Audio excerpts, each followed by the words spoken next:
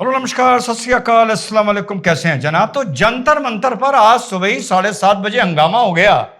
पहले देख लेते हैं कॉकरोच इज बैक क्या ट्वीट कर रहा है। Abhijeet Dipke sits on an indefinite hunger strike. The चलो संसद march on 20 July will proceed as planned. Abhishek Dipke tweet कर रहा है, I am starting an indefinite hunger strike beginning right now. अब एक बात मुझे इसमें समझ में नहीं आ रही साथियों कि जो अभिजीत दीपके का जो ट्वीट है ये 4:06 सुबह का है, एएम लिख के आ रहा है। और कॉकरोच इज बैक का जो ट्वीट है वो 3:52 यानी रात्रि आप मान लें उसको, उसका है जुलाई 18 का। और जो जंतर मंतर पर बवाल हुआ है वो सुबह 7:30 बजे हुआ है। तो इनके ट्वीट्स में ये टाइमिंग मुझे समझ में नहीं आ रही कि ये मामला क्या है, पहली चीज। दूसरा, आप लोग सब अवेयर हैं कि सुबह 7:30 बजे जो हाई कोर्ट की एडवाइस थी और डॉक्टर्स की मेडिकल एडवाइस थी, क्योंकि 20 दिन हो गए थे उसको देखते हुए, जो भी एक दिन पहले चेकअप हुआ था, तो साहब 7:30 बजे पुलिस भी पहुंचती है, डॉक्टर्स भी पहुंचते हैं। और माना जा रहा है कि वो डॉक्टर्स कम थे, उसमें अधिकतर व्हाइट कोट पहने हुए पुलिस वाले थे।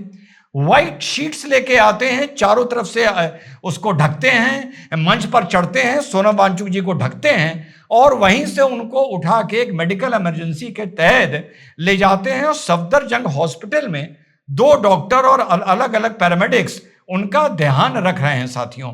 अब इसी बीच यहां पर यह भी अनाउंस हुआ, पहले सुनते हैं कि अभिजीत दीपके क्या बोल रहा है, पहले ये सुन लीजिए।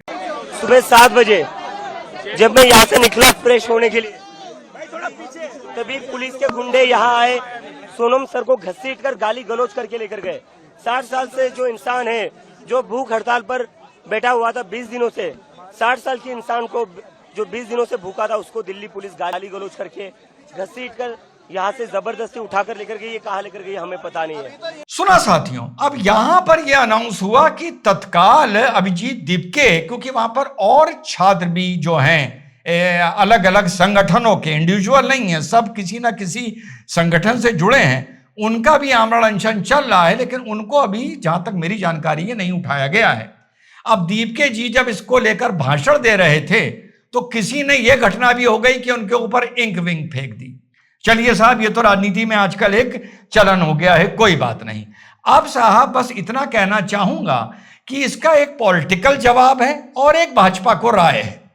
पॉलिटिकल जवाब, अगर इस पे विपक्ष कोई उंगली उठाता है या बात करता है, जैसा मैंने राम मंदिर के टाइम पर बोला था कि भैया राम मंदिर के चढ़ावे में जो हेरा फेरी हुई है ये निंदनीय है, लेकिन कम से कम वो ना बोलें जो रामलला की आस्था पर सवाल उठाते थे, अस्तित्व पर सवाल उठाते थे। और वो भी बीच में ना बोलें जो कहते हैं कि राम मंदिर को तोड़ के एक दिन फिर से मस्जिद बनाएंगे। दोनों बातें थी। अब यहां पर जो पॉलिटिकल जवाब है, जो भी ये घटनाक्रम हुआ है, अगर विपक्ष इस पर उंगली उठाता है तो विपक्ष के लिए मेरे पास एक जवाब है कि बेटा जून 4 और 5 की रात 2011 की याद कर लो, जब रामलीला मैदान पे बाबा रामदेव कम से कम 30-40 हजार लोग, जिसमें महिलाएं और बच्चे थे, वो टेंट लगा के शांति से सो रहे थे। रात के 3 बजे पुलिस पहुंचती है, सोते हुए लोगों पर लाठी चार्ज कर देती है, सोते हुए लोगों पर टीयर गैस शेल्स मारती है और एक ऐसी भगदड़ मचती है कि शुक्र है तब मैंने बोला था कि कम से कम 150 आदमी तो ऐसे में भगदड़ में मर जाते। और लोग जमकर उस कार्रवाई का समर्थन करते हैं और भागते हुए बाबा रामदेव का मजाक उड़ाते हैं। तो कम से कम वो दोगले लोग, दोगला सांप नहीं, दो मुआ सांप नहीं, वो 2 मुए कीड़े, कम से कम ये जो घटना आज सुबह हुई है जंतर मंतर पर, इस पर ना बोलें, क्योंकि वो इससे कहीं वर्ष कर चुके हैं। इमरजेंसी की बात नहीं कर रहा, 2011 की बात कर रहा हूं। ठीक, अब आगे बढ़ते हैं।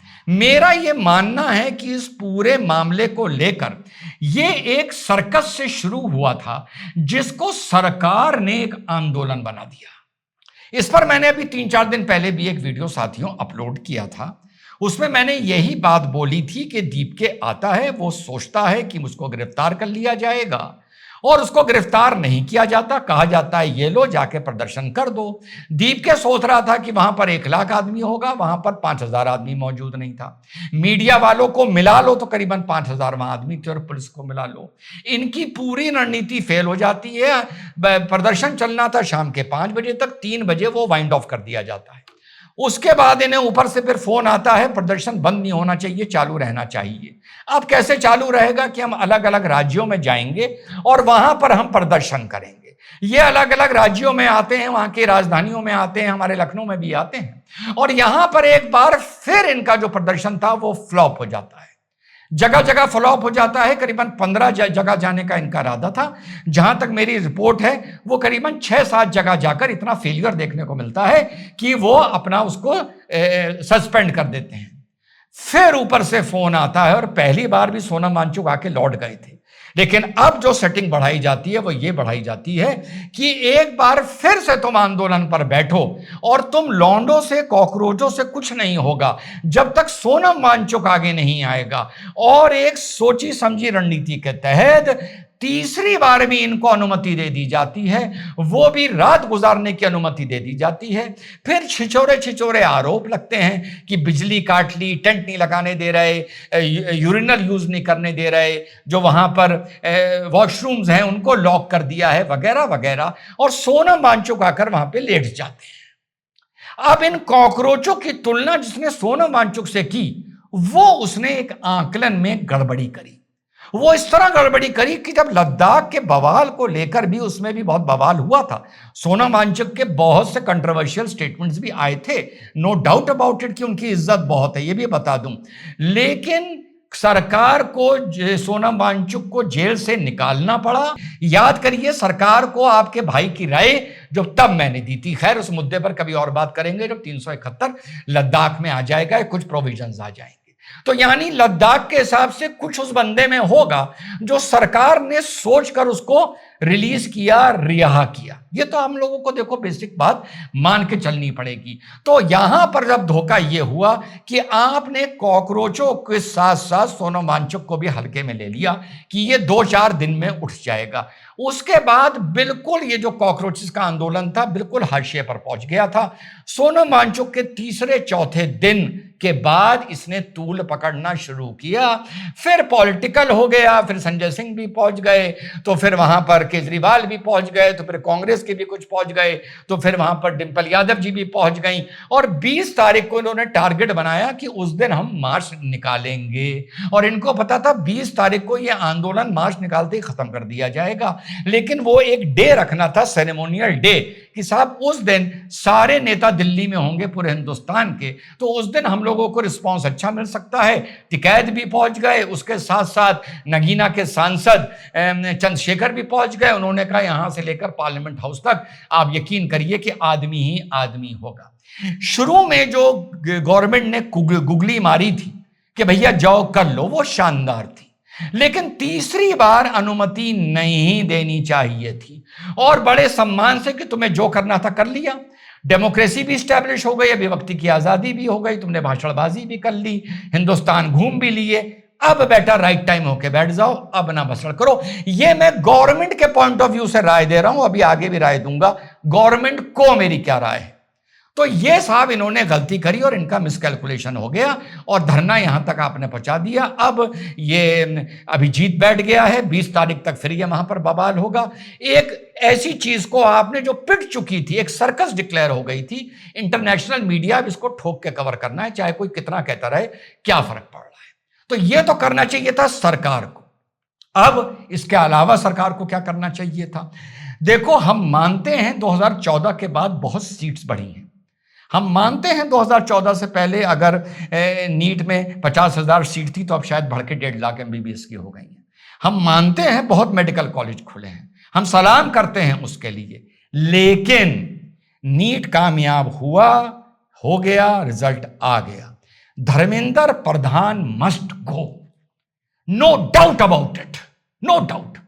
ओडिशा की राजनीति की पर्ची पूरे देश पर भाजपा तुम ना फाड़ो। उड़ीसा में ये तुम्हारे लिए बहुत इंपॉर्टेंट है, राजनीति है। इसने तुम्हें विधानसभा जिताया, मान के चलते हैं लोकसभा भी जिताया, ग्राउंड पर बहुत काम किया था। भैया इसको उड़ीसा का मुख्यमंत्री बना दो, इसको राजा बना दो, इसके सर पे ताज पहना दो, उसमें हीरे जड़ दो।